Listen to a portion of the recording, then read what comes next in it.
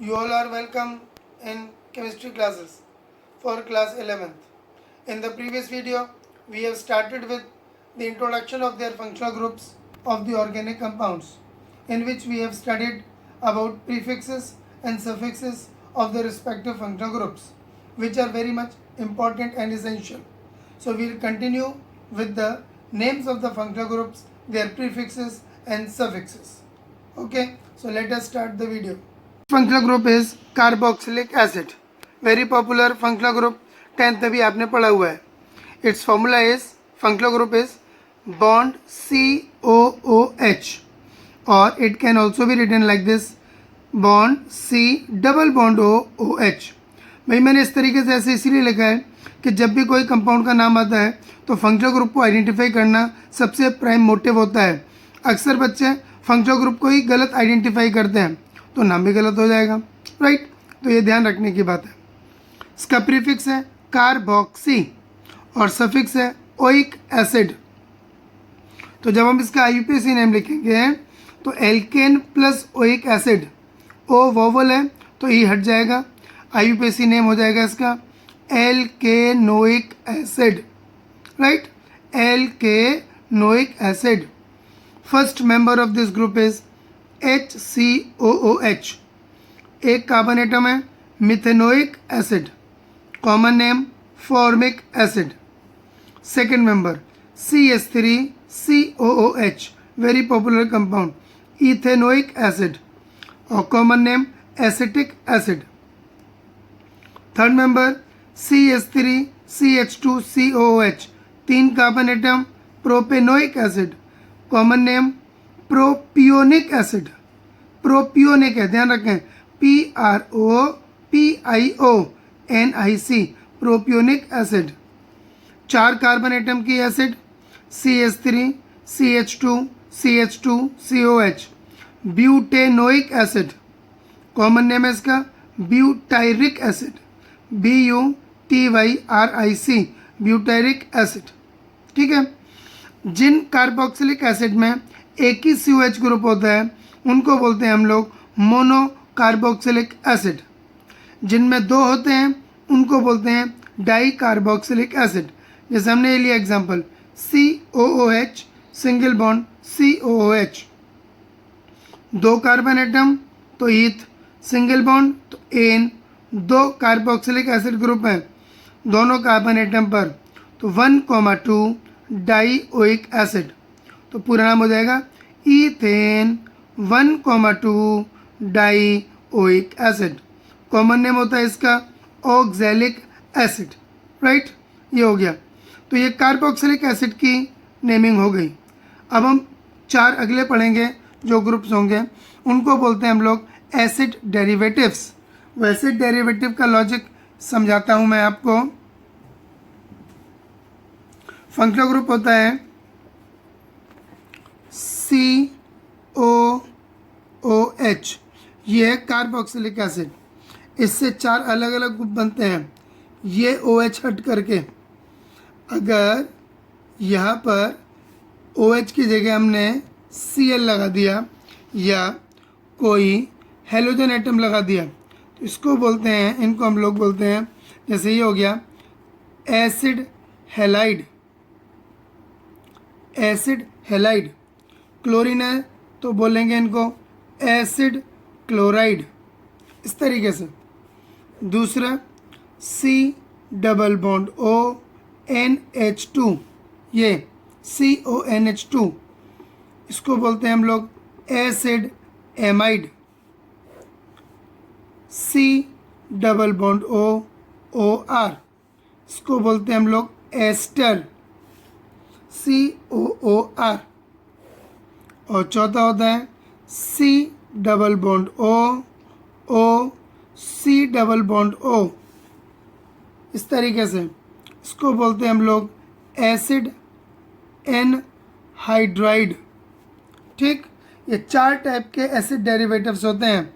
Acid halide COX, acid amide CONH2, ester COOR और acid anhydride C double bond O C double bond O।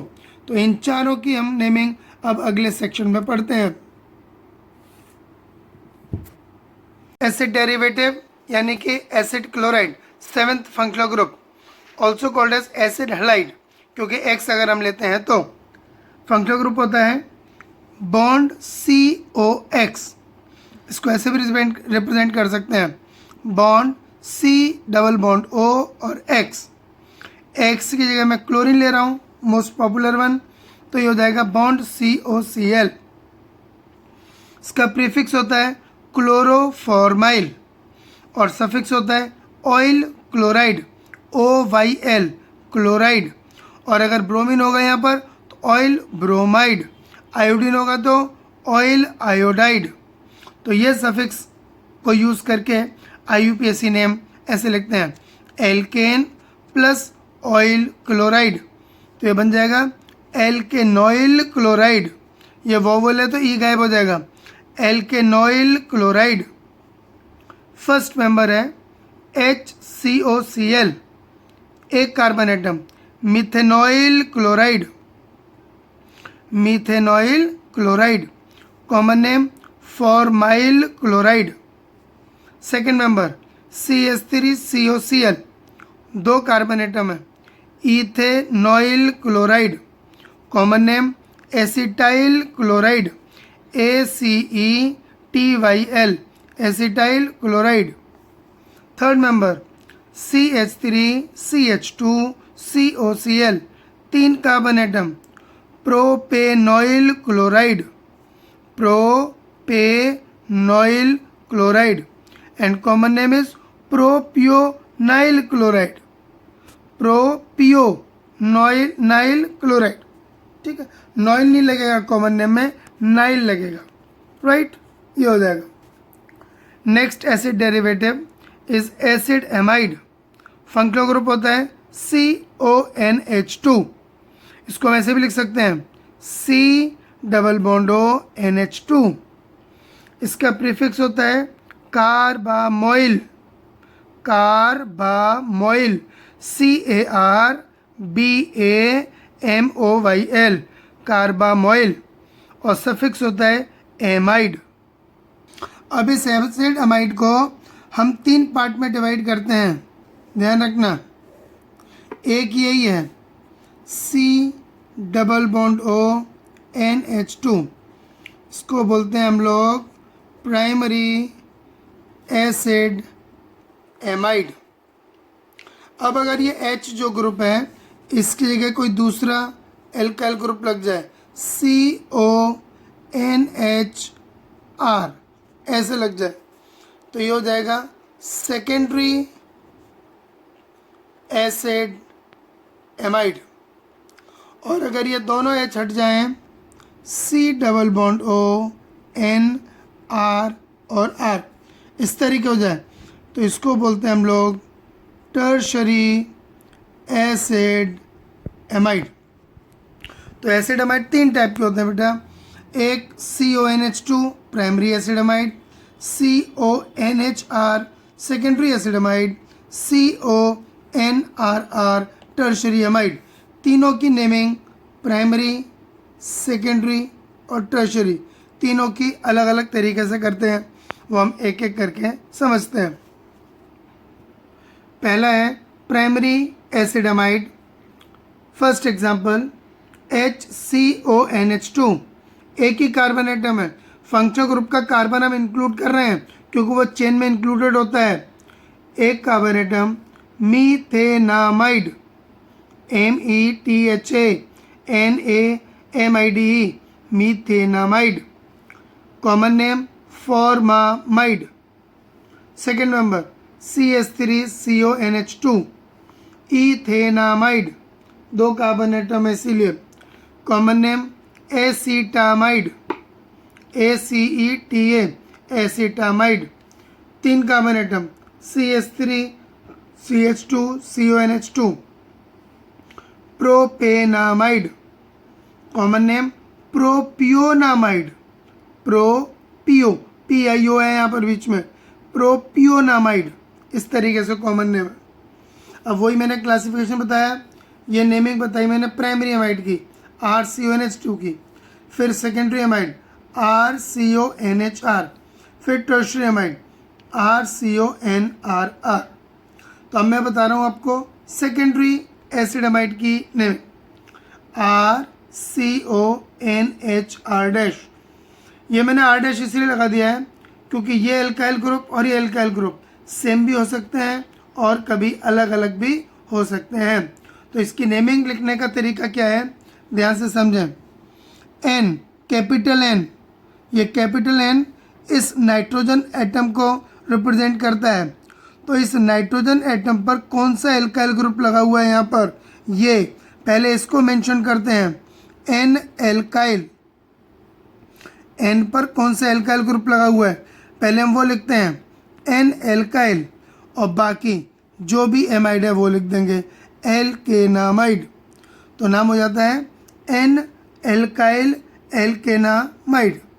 Example समझ लीजिए, HCONH3, ये एक part हो गया। HCONH, अब इस N पर ये CH3 लगा हुआ है, CH3 होता है मिथाइल, तो नाम हो जाएगा N मिथाइल। ये N मिथाइल इसके लिए है, N पर ये मिथाइल ग्रुप लगा हुआ है N मिथाइल। अब इधर एक कार्बन एटम है एक्चुअल कंपाउंड में, तो मीथेनामाइड, N मिथाइल मीथेनामाइड। ये IUPAC नेम, कॉमन नेम हो जाएगा N मिथाइल फॉर्मामाइड। ठीक है। Second example, HCONH2H5। अब नाइट्रोजन पर यहाँ पर C2H5 लगा हुआ है। C2H5 क्या होता है, इथाइल ग्रुप, तो हम लिखेंगे N इथाइल। फिर एक कार्बन एटम की एमाइड है तो लिखेंगे मीथेनामाइड, तो नाम हो जाएगा N इथाइल मीथेनामाइड।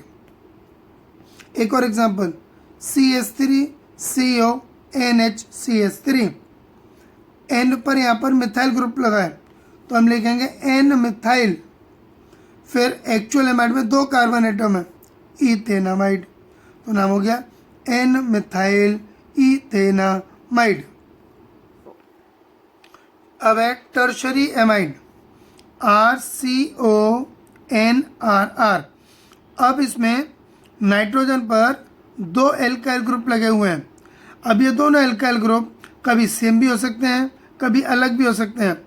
जब अगर ये सेम होंगे तो ऐसे लिखते हैं N, हर एल्काइल ग्रुप के लिए एक बार N लिखना पड़ेगा, सबकी अपनी अपनी इज्जत होती है। N, अगर दोनों एल्काइल ग्रुप सेम है, डाई एल्काइल, बाकी जो भी है वो एल्केनामाइड, जितने कार्बन एटम यहाँ पर होंगे वो, तो नाम हो जाएगा N, डाई एल्काइल एल्केनामाइड। ठीक। एग्जाम्पल देखते हैं, HCON CH3 दोनों ग्रुप सेम है तो हम लिखेंगे N, दो मिथाइल ग्रुप है तो डाई मिथाइल। अब इधर एक ही कार्बन था एमाइड में तो मीथेनामाइड, तो NN डाई मिथाइल मीथेनामाइड। अब अगर अलग अलग ग्रुप हुए तो HCON, एक मिथाइल एक इथाइल। अब ये इथाइल और मिथाइल प्रीफिक्स में लगने हैं हमारे, तो इनको हम अल्फ़ाबेटिकल ऑर्डर में लिखते हैं। पहले इथाइल लिखेंगे क्योंकि वो E से शुरू होता है, फिर हम मिथाइल लिखेंगे क्योंकि वो M से शुरू होता है। तो ऐसे लिखेंगे N इथाइल, N मिथाइल, और एक कार्बन एटम की एमाइड थी तो मीथेनामाइड। तो इस तरीके से टर्शियरी एमाइड की नेमिंग करते हैं।